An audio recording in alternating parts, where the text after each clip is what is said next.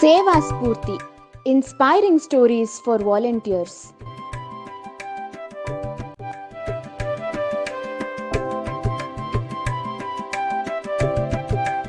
I volunteered for a year in Trinidad, a small Caribbean island.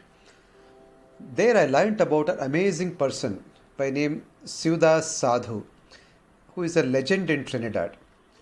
The reason why he is honored so much in the country is because of his self-belief. I'll narrate his story, which is so relevant for all the change makers today. When Indians were taken by the British to the Caribbean country as indentured laborers around 1900, Seva Sadhu migrated to Trinidad at a very tender age of 6 with his parents. He grew up to be a very deeply spiritual person. Even though there were few thousand Indians in Trinidad, there was no Hindu temple for them to worship. Seva Sadhu purchased a tiny swamp land in 1947 and built a small temple. But 4 years later, the British government declared that construction as illegal and demolished the temple and even put Seva Sadhu in jail for 14 days. Upon his release, he pleaded with the British officer to grant a small area of land to build a mandir, and the British officer flatly refused permission, saying, "I can't give any land for the Hindu temple." Seva Sadhu insisted that we don't need large land, just 10 feet by 10 feet is enough. But the British officer was furious and he shouted at him and said, "Not an inch of land will be given." That phrase, "not an inch of land," Seva Sadhu heard again and asked, "Sir, how about the ocean?" Now the British officer thought he is joking and he said, "Do whatever you want to do with the ocean." And the very next evening, Seva Sadhu, who worked as a laborer all through the day, in the evening, he took his bicycle, 2 buckets on the 2 sides with a rope, and put small rocks in those buckets and carried those rocks to the beach.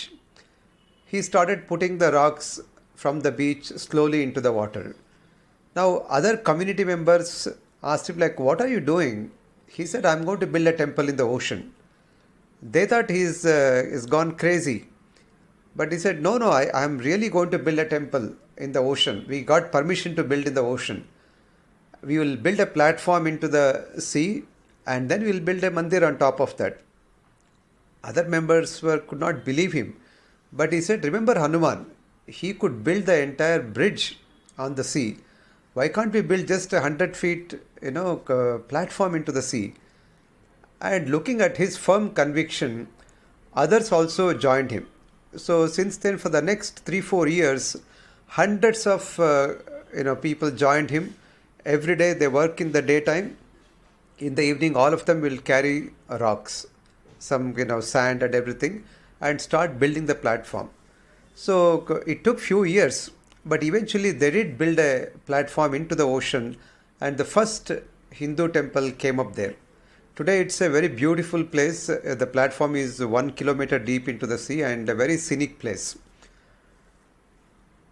Now, why his story is so important? When you want to bring about social transformation, it calls for conviction in the cause. And as Swami Vivekananda said, each work has to pass through 3 stages: ridicule, opposition, and then acceptance. So we must be prepared. Initially, people will ridicule your idea, and over a period of time, there may be opposition, hurdles that you will encounter, but we must have that firm conviction that we will succeed. Only when we have the conviction, we will be able to attract large number of people to join hands with us. Having firm conviction in the cause and being open to a lot of other people joining hands, these two are very important attributes of any change maker.